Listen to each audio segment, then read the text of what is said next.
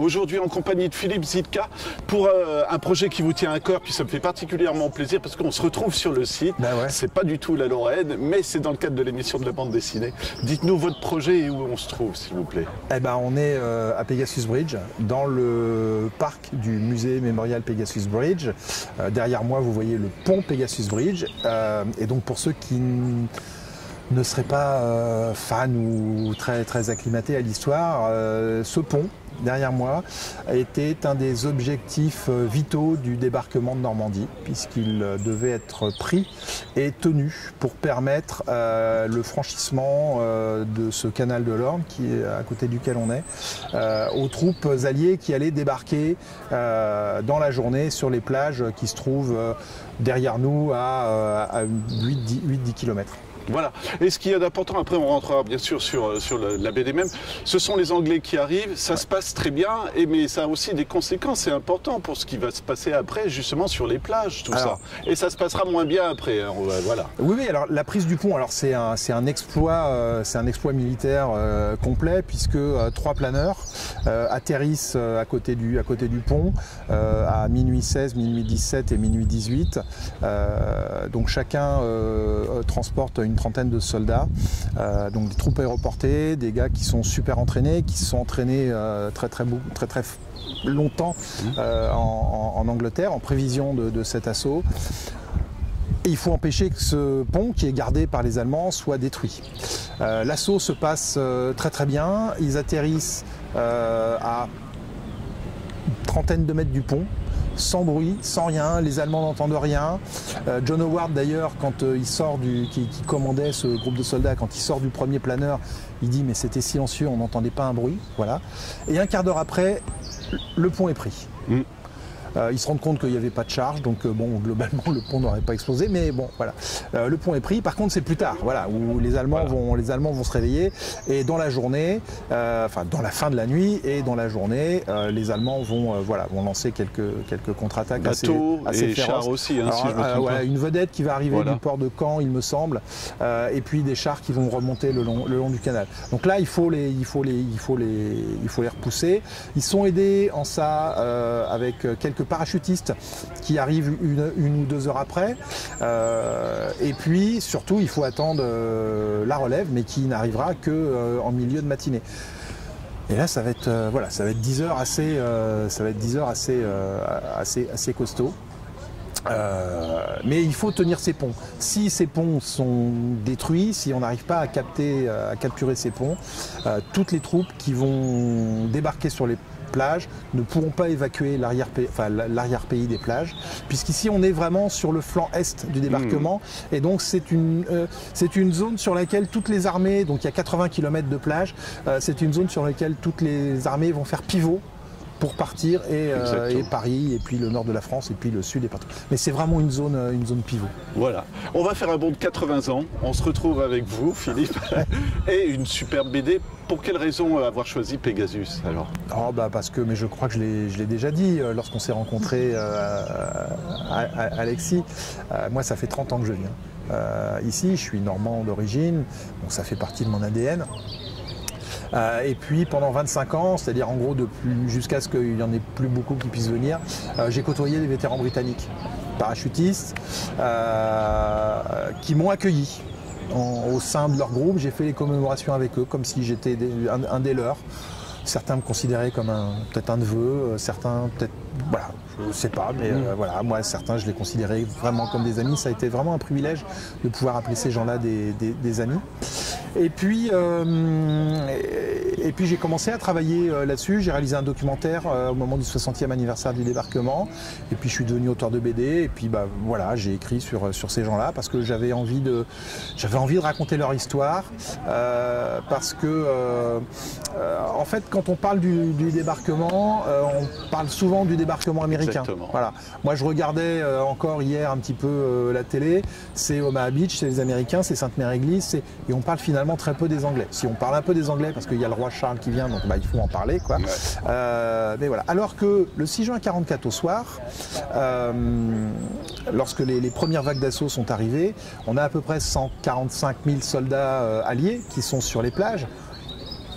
y compris ceux qui sont arrivés dans la nuit, donc les divisions parachutistes, et on a 42 000 soldats américains. Tout le reste, c'est composé de Français, de Canadiens, et d'Anglais, de Canadiens, et les 177 Français du commando Kiefer.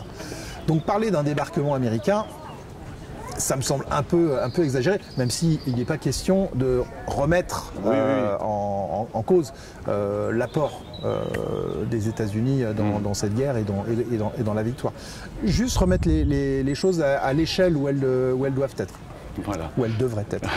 Comment on structure? Alors c'est plusieurs épisodes, plusieurs approches, hein, votre bande dessinée, je crois. Ouais, en fait il y a 6 récits de 8 pages et un petit prologue de 4 pages. Chacun en titre porte le nom d'un personnage réel. Et on raconte un flash, c'est-à-dire qu'on fait un focus à un moment donné sur cette personne et on raconte ce qui lui arrive. Alors, on a 4 soldats, dont un parachutiste canadien, 3 soldats anglais, aéroportés ou parachutistes, et 2 civils. Parmi les 2 civils, on a Jacques Courcy, qui est à l'époque un petit bonhomme de 7 ans et demi, qui voit arriver les soldats anglais. Et donc voilà, je raconte un petit peu ce qui se passe. Il a dû quitter sa maison, aller se réfugier dans les écuries du château, sauf que c'était peut-être pas le bon plan parce que le château il était occupé par les trucs. Et puis quand les paras sont arrivés, en gros les gars passaient devant à droite à gauche, il y avait un peu des guerres de haies, les patrouilles se couraient les unes après les autres. Donc voilà, on raconte l'histoire de Jacques Courcy. Ce qui était émouvant, c'est que Jacques Courcy est toujours vivant. Il a 87 ans et il habite à 6 km là, à vol d'oiseau de là où on est. Et donc j'ai pu le rencontrer pour faire cette BD. Il m'a emmené sur les lieux, il m'a raconté. Et alors en plus c'est quelqu'un qui a encore une énergie, il pétille. Donc c'est un plaisir de travailler avec lui. On a raconté aussi l'histoire de Léa Vion. Léa Vion, elle était directrice de la maternité, de la maison maternelle de Bénouville, qui est le château qui se trouve à 150 mètres sur le canal. Voilà. Donc dans la nuit du 5 au 6 juin, elle est à la tête d'une maternité, il y a des femmes qui sont en train d'accoucher et on a les combats qui commencent. Bon, elle avait prévu le truc et donc elle met à l'abri ses pensionnaires dans les caves du château. Sauf qu'il n'y a pas que ça, parce que Léa Vion, elle fait aussi partie du réseau Century, qui est un réseau de... Je me permets juste pour faire l'image, parce qu'il y a un Dakota qui passe en même temps, donc c'est complètement fou. Mais on continue, elle est en train de protéger donc elle est en train de protéger ses pensionnaires, mais ce qui se passe aussi, c'est que donc elle est membre du réseau de résistance Century, et dans les caves du château, on cache aussi des armes, il y a un poste de radio, il y a des réfractaires au STO, il y a des résistants et il y a des pilotes alliés qui ont été abattus. Tout donc, ça, donc on va raconter ce genre de choses et puis on va raconter le destin d'un parachutiste canadien qui n'a pas eu de bol et qui s'est retrouvé lui à 20 km de là. On va raconter l'histoire du 3e planeur de l'autre pont. En fait, il faut savoir, c'est qu'on a un 2e pont qui est à 250 mètres d'ici, qu'il fallait prendre aussi parce qu'en fait on a 2 bras, on a la rivière et le canal. Si on prend un des ponts mais que l'autre il n'est pas pris, voilà, donc il fallait prendre les 2. Et donc 3 autres planeurs devaient atterrir de l'autre côté. Il se trouve qu'il y en a un pareil qui s'est trouvé à atterrir au mauvais endroit. Et donc on raconte aussi l'histoire de ce planeur qui est assez exceptionnel. Alors moi j'ai rencontré à l'époque, j'ai côtoyé un des vétérans qui s'appelait Titch Reiner, qui était dans ce planeur et qui disait quand on est sorti du planeur, on a bien vu qu'on n'était pas au bon endroit. Il dit mais bon, nous notre mission c'était de prendre un pont, il y avait un pont et puis on l'a pris quoi. Voilà. Bon. Ça tombait presque bien aussi. Ça tombait presque bien aussi, voilà. On sent un peu l'âme reporter, prise de témoignage. Enfin quand on crée, c'est pas des histoires justement, c'est des non, témoignages. Pas reporter. Transmetteur, je dirais. Ouais, transmetteur, ouais. Voilà. Ouais. Transmetteur, passeur. Alors passeur de mémoire, c'est peut-être pompeux, mais oui, c'est ça, transmettre une mémoire, transmettre une histoire. Moi, mon idée, c'est de raconter une histoire. C'est de raconter des histoires. Ça peut être la grande histoire, mais au sein de cette grande histoire avec un H majuscule, c'est ça. Ce qui est le plus touchant, moi, c'est ce que je cherche aussi pour des reportages. On connaît la grande histoire, mais on ne sait pas le côté humain, généralement. Mais voilà. Moi, c'est ça. Voilà. Transmetteur, c'est bien, c'est un bon... on va prendre ça alors. Travail de collaboration aussi, dessinateur. Donc vous, scénariste, si je ne me trompe pas. Comment ça se passe? Alors vous allez voir des dessinateurs? Mais en fait, rapidement, rapidement, de toute façon, j'avais décidé que comme c'était un collectif, il y aurait plusieurs dessinateurs ou dessinatrices, ce qui permettait à chacun en fait d'apporter sa touche personnelle et d'avoir visuellement un album qui est plus agréable quand on l'ouvre, et puis que les gens comprennent bien que c'est plusieurs histoires courtes. En fait, j'ai été chercher des gens, soit avec qui Munch, par exemple, qui m'accompagne aujourd'hui en dédicace pour la tournée là, sur le musée, qui est un dessinateur serbe. On avait déjà monté un projet ensemble il y a quelques années, qui n'avait pas abouti. C'est la vie en BD, hein. Il y a des tas de projets qui se font et qui n'aboutissent pas. Et j'avais envie de travailler avec lui, donc je lui ai proposé de faire ses 8 pages. Il était libre dans son planning, donc il a fait 8 pages. Cinzia Di Fenice, qui est une autrice italienne, je lui ai proposé l'histoire de Léa Avion, justement, de cette dame. Alors Cinzia, elle a un univers plutôt un peu fantasy, elle dessine des dragons, des elfes, des choses comme ça. Je lui ai proposé et elle m'a dit eh ben ouais, je vais le faire parce que je sors de ma zone de confort. Ouais. Voilà. Au défi.